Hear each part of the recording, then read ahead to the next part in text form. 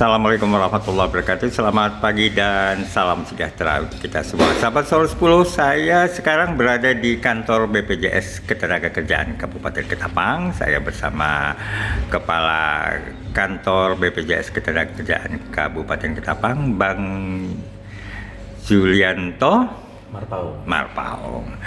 Apa kabar, Bang? Sehat, Pak. Sehat, oke. Pak, sehat juga ya? Iya, alhamdulillah. Ada program baru, mungkin sebenarnya juga bukan baru ya, tetapi ini menurut saya sebuah terobosan yang dilakukan oleh BPJS Ketenagakerjaan adalah mereka sekarang ini menyasar yang di luar perusahaan-perusahaan formal. Nah, jadi pekerja-pekerja di luar sektor formal itu ternyata juga mereka dorong, mereka rangkul untuk menjadi peserta BPJS Ketenagakerjaan bekerja sama dengan pemerintah provinsi maupun kabupaten, dan ini tentu memutus rantai birokrasi yang selama ini bahwa peserta BPJS Ketenagakerjaan hanya mereka yang berada di sektor formal. Nah, Kabupaten Ketapang ternyata juga menjadi bagian yang cukup signifikan. Bang Julianto, seperti apa program yang ada sekarang ini? Ya, terima kasih, Pak. Assalamualaikum warahmatullahi wabarakatuh. Selamat pagi. Jadi dari BPJS Ketenagakerjaan, izin Pak, kami memang mempunyai 4 segmentasi peserta. Yeah. Jadi biasanya masyarakat atau peserta kami itu lebih familiar bahwa BPJS Ketenagakerjaan ini hanya untuk pekerja yang bekerja di sektor perusahaan atau formal. Yeah. Tetapi kita mempunyai 3 segmentasi kepesertaan yang lainnya. Kedua adalah pekerja jasa konstruksi, Pak. Jadi pekerja jasa konstruksi tersebut misalnya pekerjaan pembangunan jalan, membangun ruko, itu juga bisa diberikan perlindungan jaminan sosial ketenagakerjaan. Berarti per kontrak ya? Per kontrak, Pak. Yeah. Untuk 2 perlindungan, yakni jaminan kecelakaan kerja dan jaminan kematian. Lalu yang ketiga itu kita punya segmentasi pekerja migran Indonesia. Oh, yang di luar negeri ya? Pahlawan divisa negara kita yang bekerja di luar negeri itu juga bisa diberikan perlindungan jaminan sosial ketenagakerjaan. Yeah. Dan yang terakhir ini, Pak, memang yang sedang kita garap adalah pekerja bukan penerima upah atau yang informal namanya, Pak ya. Yeah. Nah, ini pekerja yang memang bekerja untuk dirinya sendiri. Nah, jadi dia tidak terikat oleh perusahaan, tidak terikat oleh instansi, tidak terikat oleh lembaga yang lainnya. Jadi misalnya dia sebagai petani, sebagai seorang nelayan, sebagai seorang istilahnya pedagang kecil, jadi dia bekerja untuk diri sendiri, Pak. Jadi ketika terjadi resiko sosial, misalnya mohon maaf meninggal dan kecelakaan kerja, itu juga berpotensi menimbulkan kemiskinan baru untuk keluarganya apabila tidak ada bemper jaminan sosial ketenagakerjaan. Bahkan mereka yang bergerak sebagai penyiar agama ya? Bahkan mereka yang bergerak sebagai penyiar agama pun bisa terlindungi dalam program jaminan sosial ketenagakerjaan. Jadi sebagai contoh, Pak, dari pemerintah kabupaten kota, di pemerintah kabupaten kota Ketapang ini telah dari tahun 2022 yang lalu telah memberikan perlindungan sebanyak 500 untuk penyiar agama. Tahun 2022. Ya, selama 1 tahun dan diperpanjang juga di tahun 2023 ini dengan jumlah yang sama, kurang lebih 500 itu untuk perlindungan jaminan kecelakaan kerja dan jaminan kematian. Nah, dari perlindungan tersebut ternyata sudah 1 orang terlapor ke kami, Pak, mengalami, mohon maaf, risiko meninggal dunia biasa. Meninggal karena sakit misalnya, atau meninggal karena memang sudah tua ya, Pak ya. Nah, itu akan kita berikan santunan kematian sebesar 42 juta rupiah kepada ahli warisnya. Nah, ini dia, jadi manfaatnya sungguh luar biasa, dengan biaya yang murah, Pak ya, dari 16.800 per bulan, atau langsung kalau bisa dibayarkan setahun itu 201.600. Nah, jadi dari yang dilakukan oleh pemerintah kabupaten kota ini ternyata di tahun 2023 ini pemerintah kabupaten provinsi Kalimantan Barat juga mengalokasikan perlindungan kepada sosial keagamaan di seluruh kabupaten kota di Kalimantan Barat. Dan alhamdulillah ini Kabupaten Ketapang mendapat kuota kurang lebih 3.000 orang. Di luar 500 tadi itu? Di luar 500 tadi. Nah, ini yang kemarin kami berkoordinasi dengan Bapak Wakil Bupati, dengan bagian Kesra dan Pak Asisten 1 serta Bapak Asisten 3 untuk strategi percepatan pengumpulan data. Oh, jadi sekarang masih dalam proses pengumpulan data mereka? Pengumpulan data, betul Pak. Jadi ini kalau tidak salah informasi terakhir sudah 2.000-an data yang terkumpul dari semua agama yang ada di Kabupaten Kota Ketapang ini. Dan berarti kan ada sekitar 3.500 ya? Berarti kurang lebih 3.500 khusus untuk penyiar agama yang diberikan perlindungan di Kabupaten Ketapang, Pak. Nah, kalau misalnya mereka secara pribadi misalnya bisa nggak? Nah, bisa Pak. Jadi ketika misalnya dia tidak di luar sosial keagamaan tersebut, misalnya ingin mendaftar sendiri, jadi yang bersangkutan bisa mendaftar langsung ke kantor BPJS Tenagakerjaan. Cukup membawa KTP saja, Pak. Oh gitu.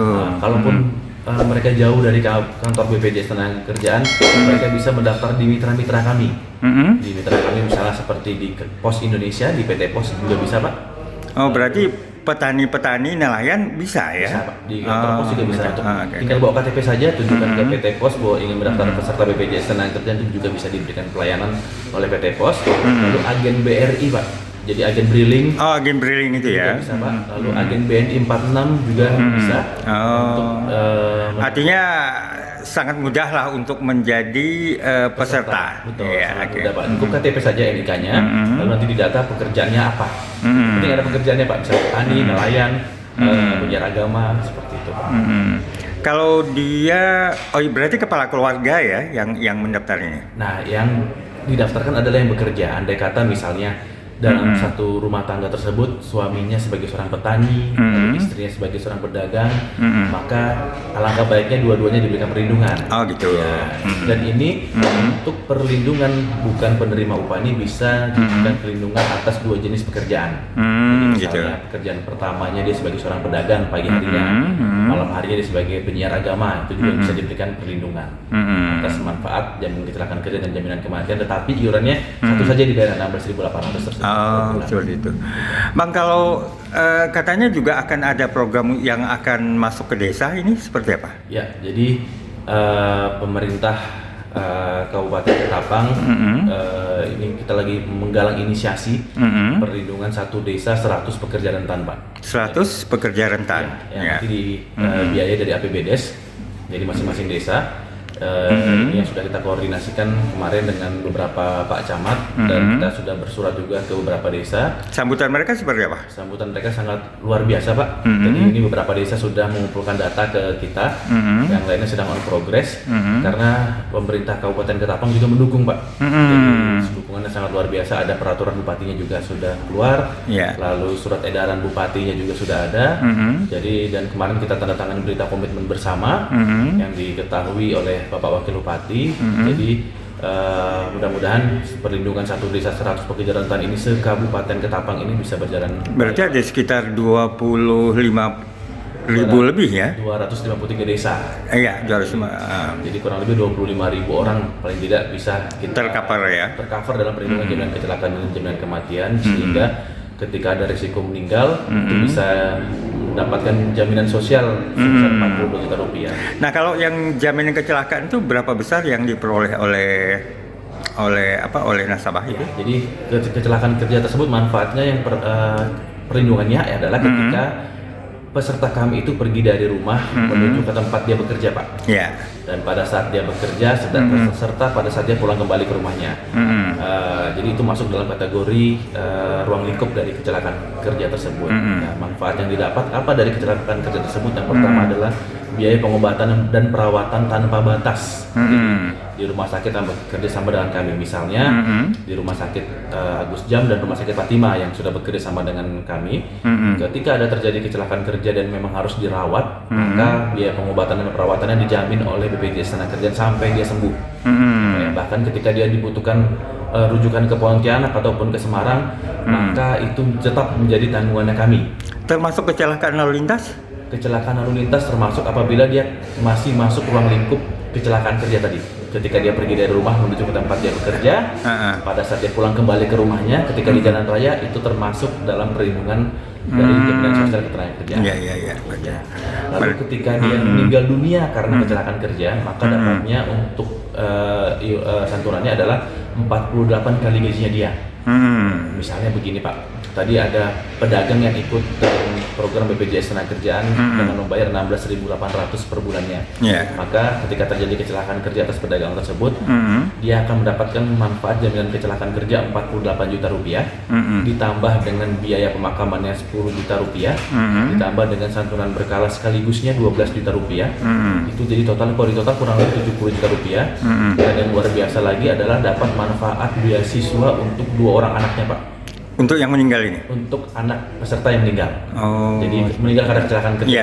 Jadi untuk tingkat TK SD itu 1.500.000 per tahun per anak kita akan bayarkan. SMP 2 juta, lalu SMA 3 juta, perguruan tinggi 12 juta per tahun per anak. Bahkan ketika terjadi kecelakaan kerja, apabila anaknya belum masuk usia sekolah, kami akan tunggu Pak.